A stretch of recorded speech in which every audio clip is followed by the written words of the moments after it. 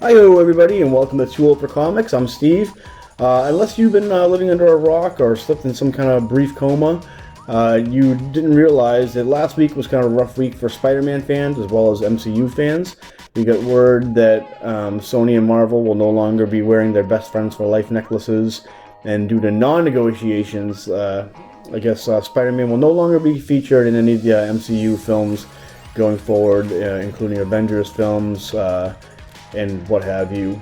Instead, Sony will be taking Tom Holland and director John Watts, and I'm assuming the rest of the cast, and going forward with their own Spider-Man universe. Now, as you can imagine, the internet exploded. A lot of people taking sides because everybody needs that person to blame.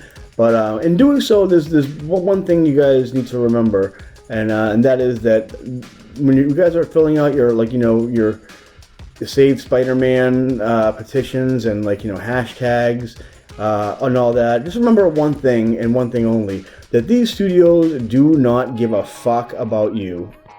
You are not at any point going to appease to the heart of Amy Pascal or Kevin Feige. These guys only care about making money, and they've already made their money. Marvel, don't worry, Marvel and Disney are not hurting. Marvel and Disney own the merchandising right to Spider-Man, which every year makes more money than any Spider-Man movie has ever made. So they're doing fine. Sony, they had their peaks and valleys, but they're doing fine also. These people. Amy Pascal's not like your fun, aunt you can sip frozen margaritas with, who's going to say, yeah, we'll do the right thing. And Kevin Feige is not some, you see him smiling with his goofy smile on his Avengers cap, like a Muppet, but he's also the same guy who, once he had no intention of doing Civil War, and then once found out that DC was doing Batman vs. Superman, immediately had the Russo brothers rewrite the script to do Civil War, just to demolish any box office that Batman and Superman might have had. But I mean, they had their own problems with their director and script anyway. That's neither here nor there. But the thing is that neither one. If these guys were in the desert holding dragging camels with gallons of water strapped to their back, and they saw you, naked and pleading for a drink of water, they would say, well, where do you keep your money? I mean, this isn't for free. That's the kind of people these guys are. So just enough of the petitions, enough with the Save Spidey or boycott Sony. That's not helping anybody. The only person you're hurting is yourself. But that said, I mean, not a day goes by that I don't go on Twitter or Instagram or Facebook and see memes about the Spider-Man thing, like the rest in peace Spider-Man, or how Sony's gonna fail because they have no idea how to make a Spider-Man movie, even though they won an Oscar for a Spider-Man movie, and basically kickstarted the entire superhero phenomenon to begin with. So I watched these, I soaked them in, and I decided, what, I'm gonna fix this. I'm gonna fix this for the internet. I got inspired basically by surprisingly, as of late, prolific Rob Liefeld, who wrote a tweet saying that all it's going to take is for Sony to make one good Spider-Man movie, and all of this is moot. Which is true, absolutely true. And I, for one, think Sony can do it. I mean, the Raimi trilogy. I mean, you guys can shit on Part 3 all you want. Those movies were fun, and those movies were a love letter to the comics. And yeah, they were great. Spider-Verse. I mean, I don't need to say anything else about Spider-Verse. It was perfect. So, as in the past in this channel, we talked about Spider-Man ad nauseum. Mike himself actually did a pitch for a Spider-Man, for his perfect Spider-Man movie, how he would do it. This was, I think, right before Far From Home came out.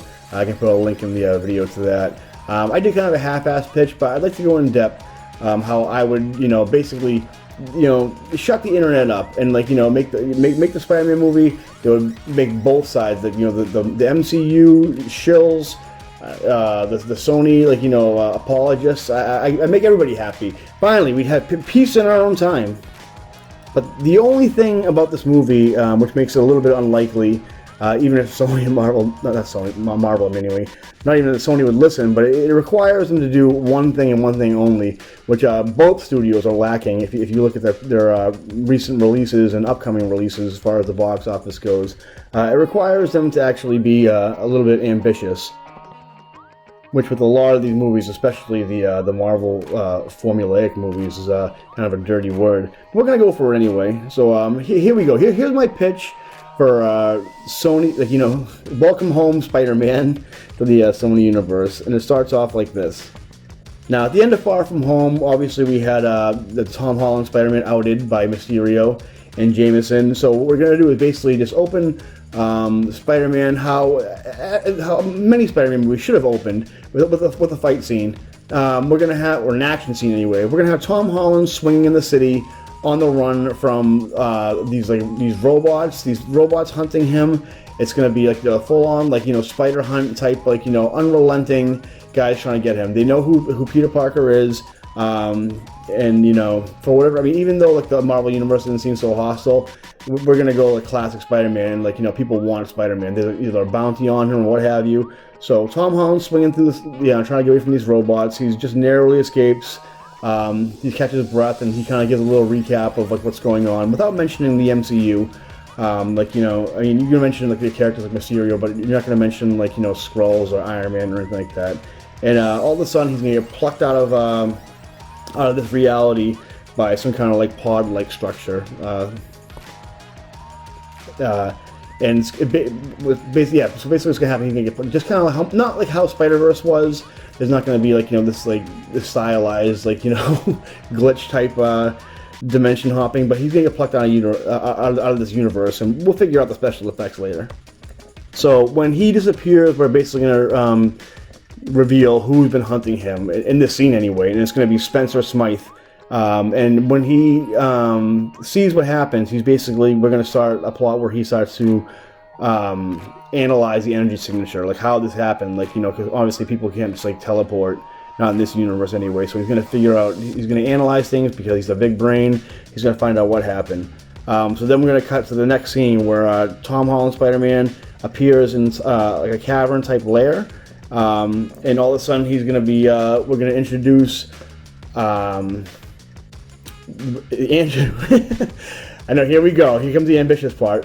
We're going to be introduced to multiple Spider-Man. We're going to kind of retread Spider-Verse a little bit, but not in the way we just did during the animated movie, but more like Spider-Man, the animated series in the 90s type. We're going to have Tobey Maguire Spider-Man. We're going to have Andrew Garfield Spider-Man, who should be hard because I hear he's kind of on the outs with Sony, but, you know, if it gets them paid, I'm sure they'll reach an agreement. So Andrew Garfield. We can even have Chris Pine Spider-Man in there from his brief appearance in Spider-Verse, and we can even have what's his name, Peter Benjamin Parker. I forget who plays his name. The guy from New Girl, Nick from New Girl. If you want, I mean, we don't have to. We can just do the 3 main Spider-Men. I think that'll be enough to, like, you know, drive fans a little bit crazy.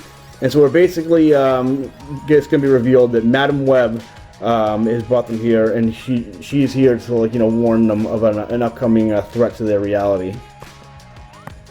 So as she's warning them of all that's going on, and, like, you know, the danger of, like, you know, their dimensions collapsing to each other because of whatever. I didn't really get too far into the script yet. Basically, Spencer Smythe, he cracks the code as far as, like, you know, what happened. He realizes, like, there's an interdimensional type portal thing going on. And he, at some point, either, like, you know, through trying to hunt Spider-Man with his like robotic spider slayers, which is even funny too. Since Jameson exists in, like, the J.K. Simmons Jameson exists in both the MCU, the Far From Home movie anyway, and the Sony universe. We can even do the Jameson face robot or what have you, or we can go classic robots or whatever. So basically, there's going to be a point where, like, you know, after he finds out this interdimensional hopping, Spencer Smythe will die, either, like, you know, like facing off against another Spider-Man from another reality, or he just, like, dies of natural causes, kind of like Chris Cooper did in what was it, Amazing Spider-Man 2. But it wasn't really natural causes, but you know what I mean. So anyway, his son Alistair Smythe kind of takes his place and decides that he's going to hunt Spider-Man. That's like his, like, purpose in life, to hunt Spider-Man, all the Spider-Man in all different realities. So it's revealed then that the fabric of the multi-dimension begins to weaken because Smythe and all the like, you know, him going from reality to reality. It's just not natural. Not natural to go reality hopping, as we always find out, you know, these types of movies. So basically, all the Spider-Man need to band together. The Tobey Spider-Man, the Andrew Spider-Man, and whoever else. We have Spider-Punk in there. We can have Spider-Man Noir.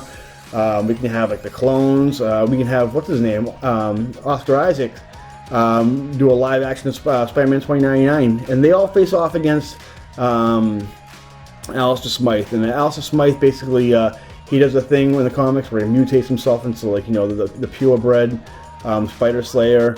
We get Smythe Prime, and so basically reality needs to be condensed to one universe. So all the Spider-Men basically have to say goodbye to all their respective loved ones. We can have, like, you know, Toby going back to his universe and kind of, like, you know, saying goodbye. So we can have, like, you know, Kirsten Dunst reprise her role. We can have those, like, you know, some of the original cast in there. When he says, like, you know, basically, like, you know, says goodbyes and I love yous. We have Garfield even, like, you know, have Emma Stone come back. Sally Fields kind of do that kind of thing. Oh, no, Emma Stone's dead, so we have Sally Fields come back anyway.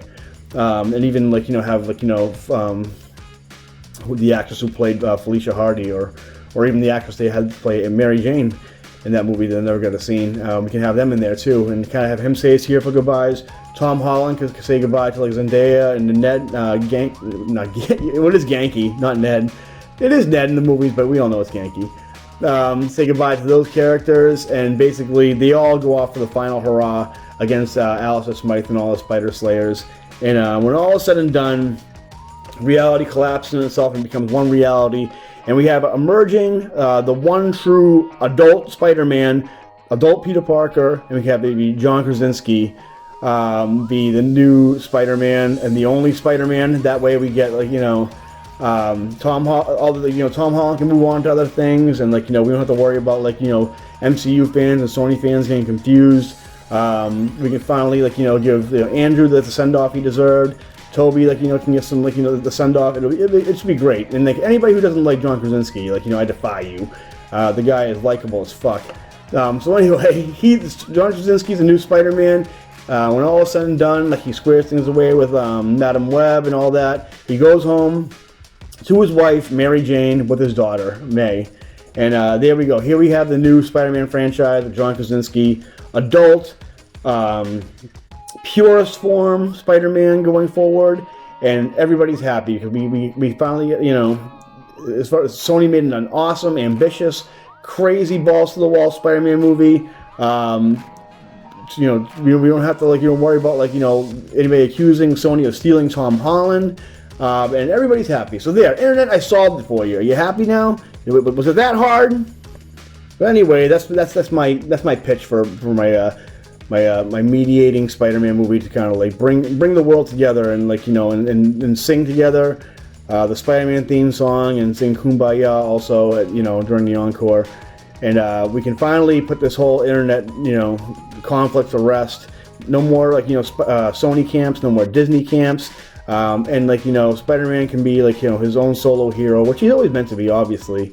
I mean, a lot of people, like, you know, I know there's a generation of fans who, like, associate Spider-Man with the Avengers.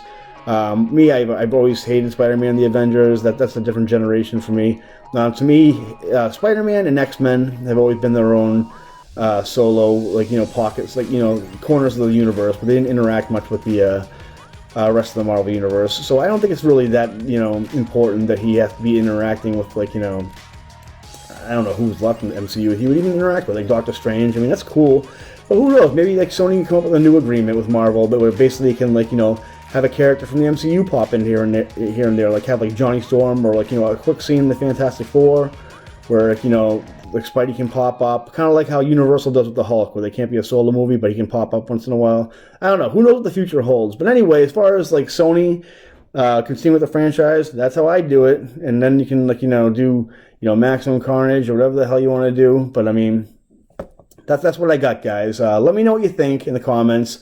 Is it a good idea, a bad idea? Am I just, like, you know, rambling on like some insane person? Which I am, but I mean, let me know if there's a truth nugget inside the rambling. But let me know in the comments. Remember to like and subscribe, and we'll see you guys next time. Bye-bye. I just want people to like me.